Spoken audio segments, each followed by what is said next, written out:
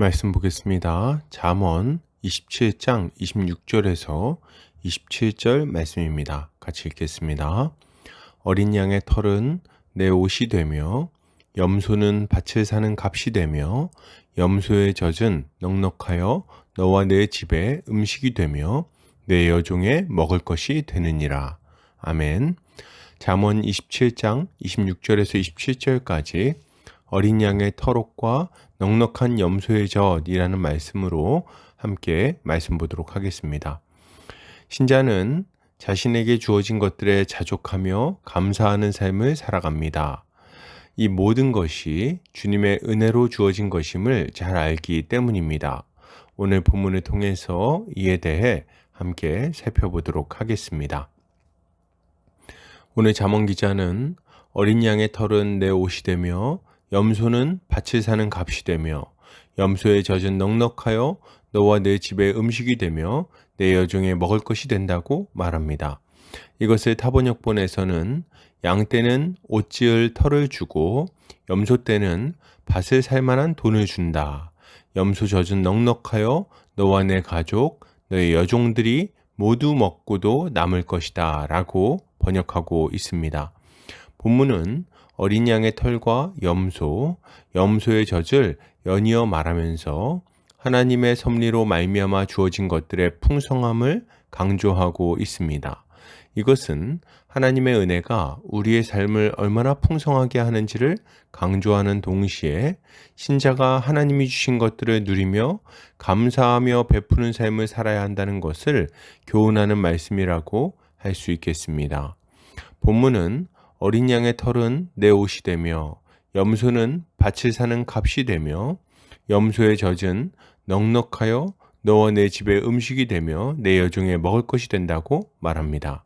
이때 옷은 레부쉬라는 단어인데 의복, 의상 등을 의미하고요.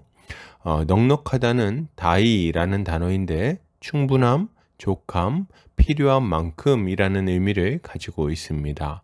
그러니까 정리해 보면 어린 양의 털은 옷이 되고 염소는 밭을 살 돈이 되며 염소의 젖은 필요한 만큼 충분해서 집의 음식이 되고 여종까지 먹을 수 있게 해준다라는 이야기를 하고 있는 것입니다. 여기서 우리가 주목할 표현은 옷과 밭과 음식이라는 표현이에요. 이 세 가지는 사람이 풍성한 삶을 살아가는데 반드시 필요한 것들이죠. 일단 어린 양의 털은 옷이 됩니다. 주님은 사람이 무엇을 먹을까, 무엇을 입을까 염려한다고 말씀하셨는데 어린 양의 털이 이 고민을 덜어주는 거죠. 입는 게 왜 근심거리가 됩니까? 지금처럼 계절마다 유행이 바뀌어서 그런 게 아닙니다. 당시의 옷은 생존에 있어서 필수품이라고 할 수 있었어요. 옷은 더위와 추위를 막아주는 역할을 했는데 한낮의 뜨거운 햇볕에서 몸을 지켜주었고 밤의 추위에서 몸을 보호해 주었습니다. 만약 옷이 닳거나 헤어져서 못 쓰게 되면 혹은 빌린 돈 때문에 저당 잡혀서 없어진다면 매우 힘든 상황에 처하게 되는 거죠. 그런데 어린 양의 털로 옷을 만들어 입으면 어떻습니까? 그냥 양털도 좋은데 어린 양의 털이니 얼마나 보드러웠을까요? 그것이 얼마나 따뜻했겠습니까? 그 옷을 입으면 그야말로 마음까지 따뜻해지게 되는 거죠. 또한 염소는 밭을 사는 값이 된다고 말합니다. 당시는 농경사회였기 때문에 밭이 꼭 있어야만 했습니다. 만약 밭이 없으면 다른 사람의 땅에서 농사를 짓고 품삯을 받는 삶을 살아야 했던 거죠. 지금처럼 최저임금이 있었던 것도 아닌데 아무리 수고해도 풍족한 열매를 얻을 수가 없었던 것입니다. 그런 고로 밭이 있어야만 수고한 열매를 온전히 얻어서 추수의 기쁨을 마음껏 누릴 수 있게 되는 거죠. 그런데 염소는 밭을 사는 값이 된다고 말합니다. 그러니 드디어 안정적으로 농사를 짓고 가정을 꾸릴 수 있게 되는 거죠. 염소를 팔아서 밭을 살 때 그 기쁨이 오죽했겠습니까? 그리고 염소의 젖은 넉넉한 음식이 된다고 말하고 있습니다. 여기서 재밌는 것은 여종의 먹을 것이라는 표현이에요. 염소의 젖이 얼마나 넉넉한지 그것으로 가족들이 먹을 뿐 아니라 여종까지도 먹을 수 있다고 말하고 있는 것입니다. 이들은 염소의 젖으로 치즈를 만들기도 하고 그것으로 요리를 하기도 했을 거예요. 목마르고 배고플 때는 따뜻한 염소젖을 마시면서 갈증도 해결하고 허기도 해결했을 겁니다. 그러니 얼마나 좋았을까요? 넉넉한 염소젖이 온 가족을 풍족하게 해준 것입니다. 여러분, 이것이 하나님께서 인생들에게 베풀어 주신 은혜입니다. 하나님은 모든 사람에게 해를 비추어 주시고 비를 내려 주심으로 풀이 자라게 하시고 그것으로 가축을 먹이십니다. 그리고 모든 사람이 일반으로 하나님이 주신 이 복을 누릴 수 있도록 은혜를 베풀어 주시는 거죠. 그런데 세상 사람들은 이렇게 큰 은혜를 받았음에도 불구하고 그 은혜를 인정하지를 않습니다. 당장 하나님이 주신 것들로 먹고 마시고 그것을 누리면서도 감사치 않고 도리어 늘 불평하면서 하나님을 대적하죠. 그들이 하는 말은 이런 것들입니다. 아니, 하나님이 나한테 해준 게 뭐야? 하나님이 있으면 세상이 왜 이 모양이야? 이 어리석은 사람들은 하나님께서 해를 띄우시고 비를 내리시며 풀과 곡식을 자라게 하시는데도 그가 하신 일이 없다고 말합니다. 그가 주신 눈으로 좋은 것을 바라보고 그가 곁에 주신 사람들과 기쁘게 술을 마시면서도 하나님의 이름을 회방하며 불평하고 있는 거예요. 하나님이 어디 있어? 하나님은 여기 계십니다. 우리가 고기 반찬을 만들어서 밥을 먹고 시원한 물을 마시고 가을의 정취를 보면서 즐거워하고 있는 이 자리에 하나님이 함께 계신 거예요. 이처럼 하나님이 공급하신 모든 것들로 만족하고 기뻐하면서도 하나님을 거절하고 그를 비방하며 살아가는 자들은 얼마나 어리석은 자들입니까? 그러나 신자는 다릅니다. 신자는 우리에게 주어진 작은 것 하나하나가 다 하나님의 은혜로 주어진 것임을 너무도 잘 알고 있죠.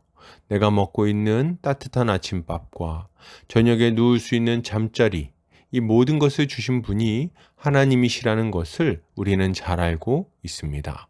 옆에서 손을 잡아주는 형제들과 아프고 힘들 때 함께 울어주는 자매들을 주신 분이 하나님이심을 잘 알고 있는 거죠. 인생의 소소한 즐거움을 허락하셔서 미소 지을 수 있게 하신 분도 하나님이시요. 외로운 날에 함께 하시며 무너진 마음을 붙드시는 분도 하나님이심을 우리는 알고 있는 것입니다. 예, 하나님이 함께 하시기에 우리는 고단한 인생길도 감사하며 걸을 수 있는 거죠. 그러니 이것을 아는 신자가 어떻게 하나님께 감사하지 않을 수 있겠습니까? 그러므로 여러분, 이것을 생각할 때 신자가 가져야 할 마땅한 모습은 무엇일까요? 신자는 먼저 이 모든 것을 넉넉하게 베풀어 주신 하나님께 감사하는 삶을 살아야 하겠습니다. 하나님이 모든 것을 주셨습니다.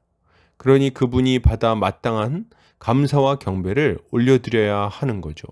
모르는 자들이야 몰라서 그렇게 안 할지라도 알고 있는 우리는 그야말로 범사에 감사하며 하나님의 이름을 높여야 하는 것입니다.